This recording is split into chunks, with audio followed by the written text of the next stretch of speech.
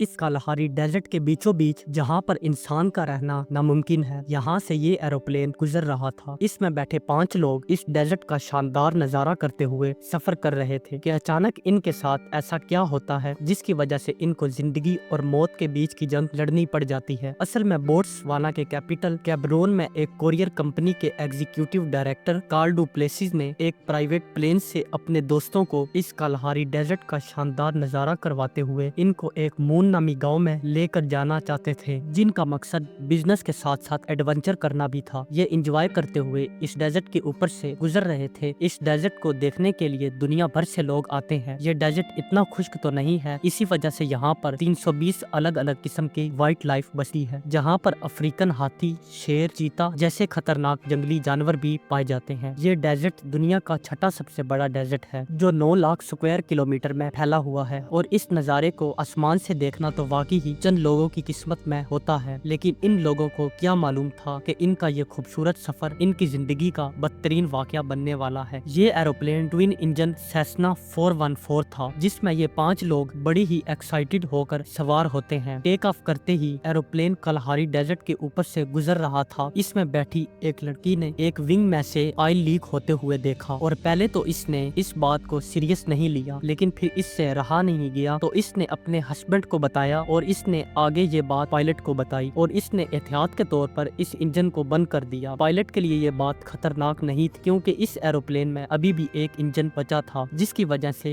ये एरोप्लेन पर सफर कर रहे थे। लेकिन इस डेजर्ट की आबो हवा बहुत खुश्क थी, इसी वजह से एरोप्लेन को अपना एल्टीट्यूड मेंटेन करने के लिए डबल इंजन की पावर रिक्वायर्ड थी। इसी वजह से अब प्लेन आहिस्ता आहिस्ता नीचे आना शुरू हो गया। पायलट ने इमरजेंसी में कंट्रोल टावर से राब्ता भी किया, लेकिन बदकिस्मती से इस डेजर्ट के बीचों बीच इनका रेडियो भी काम नहीं कर रहा था और इनके पास अपनी जान बचाने का सिर्फ एक ही तरीका था कि ये जहाज को कलहारी डेजर्ट के बीचों बीच किसी तरह से लैंड करवा देते। लेकिन पायलट को नीचे झाड़ियों और छोटी बड़ी चट्टानों के अलावा कुछ भी नजर नहीं आ रहा था और इसी वजह से इनको अपनी जान बचाने के लिए जहाज को झाड़ियों के बीच ही लैंड करवाना पड़ा। एरोप्लेन क्रैश के वक्त ये सब लोग बेहोश हो जाते हैं और जैसे ही थोड़ी देर के बाद इनकी आंख खुलती है तो ये क्या देखते हैं कि इनके चारों तरफ सिर्फ आग और धुआं ही फैला हुआ है। इसमें एक आदमी की शायद लंग्स डैमेज हो चुकी थी और लड़की का हाथ जल चुका था और बाकी तीनों को हल्की फुल्की चोटें ही आई थी और इन सब ने मिलकर इस आदमी को दरख्त के साथ खड़ा कर दिया, जिसके लंग्स डैमेज हो चुके थे क्योंकि इसको सांस नहीं आ रहा था। अभी ये लोग खुद को संभाल ही रहे थे कि अचानक एरोप्लेन के फ्यूल ने आग पकड़ ली और पूरा एरोप्लेन एक खतरनाक धमाके में तबाह हो जाता है। और अब ये डेजर्ट के इस वीरान हिस्से में फंस चुके थे, जहाँ तो इनके पास ना ही कुछ खाने के लिए बचा था और ना ही कुछ पीने के लिए, और 2 लोगों को तो इमरजेंसी ट्रीटमेंट की भी जरूरत थी क्योंकि ये जिंदगी और मौत के बीच की जंग लड़ रहे थे। ऊपर से इनकी लोकेशन भी किसी को मालूम नहीं थी और ये इसी उम्मीद में थे कि शायद इन्हें कोई बचाने के लिए आ जाए, लेकिन इन्हें बचाने के लिए रेस्क्यू टीम तो तब आती अगर इनको लोकेशन मालूम होती, क्योंकि अगर वो लोकेशन के बगैर इनको ढूंढते भी तो इन्हें ढूंढने के लिए कहीं दिन लग जाते। और अब इनको रेगिस्तान में पड़े रात हो चुकी थी तो इन्होंने एक बोन फायर जलाई। पूरी रात तो इनको खतरनाक जानवरों की आवाजें आती रही, लेकिन शायद वो इस बोन फायर की वजह से इनके करीब ना आते। और अब दूसरे दिन का आगाज हो चुका था, इनकी हालत भी खराब होती जा रही थी। ऊपर से कोई रेस्क्यू टीम भी इनकी मदद के लिए ना आई। इनके गले भी खुश्क हो चुके थे। सुबह के टाइम इन्होंने पत्तों पर पड़ने वाली ओस को पीना शुरू कर दिया। कुछ देर बाद एक पैसेंजर प्लेन इनके ऊपर से गुजर कर जाता है और इनको लगता है कि शायद कोई रेस्क्यू टीम इनकी मदद के लिए आई है। इन्होंने आग को जलाया और धुआं भी फैलाया, लेकिन इनकी तमाम कोशिश नाकाम जाती क्योंकि इतनी ऊंचाई से इनको देखना भी बहुत मुश्किल था और यहाँ पर पड़े पड़े इनकी हालत भूख और प्यास की वजह से और खराब होना शुरू हो गई। अगर ये यहाँ से बाहर भी निकलते तो इनको डर था कि कहीं ये किसी जानवर का शिकार ना हो जाए, लेकिन फिर इनमें से 2 लोगों ने हिम्मत करके इस डेजर्ट में मदद ढूंढने का फैसला किया और अब वो मदद की तलाश में अपने जख्मी साथियों को पीछे छोड़कर निकल पड़ते हैं। और इस रेगिस्तान में गर्मी की वजह से इनकी हालत और भी खराब होना शुरू हो गई, क्योंकि इनके पास तो पीने के लिए पानी भी नहीं था। लेकिन अचानक रात को बारिश होती है और ये इतनी कम थी कि ये अपने पीने के लिए पानी को जमा तक ना कर सके। और इसी तरह अब इनको रेगिस्तान में तीसरा दिन हो चुका था और ये लोग लगातार रेगिस्तान में चलते ही जा रहे थे, पर इनको मदद की कोई उम्मीद तक नजर नहीं आई। और दूसरी तरफ क्रैश पे पड़े नैब की हालत लंग्स डैमेज की वजह से और भी खराब होती जा रही थी। इनको थोड़ा तलाश करने पर दरख्त के एक तने में थोड़ा थोड़ा सा पानी मिलता है जो तकरीबन 1 गिलास था। सब ने इस पानी को मिलकर पिया, लेकिन ये इतना कम था कि इनकी प्यास ना बुझा सका। और अब इनको रेगिस्तान में पड़े 4 दिन हो चुके थे और इनके जख्मों में कीड़े पड़ना शुरू हो गए और पिछले 4 दिनों से ये 2 लोग भी लगातार चल रहे थे। ऊपर से इनकी खुशकिस्मती थी कि ये इस वीरान रेगिस्तान में अब तक किसी जंगली जानवर का शिकार ना हुए। फिर 5वें दिन इनकी एंडिंग पर दूर से इनको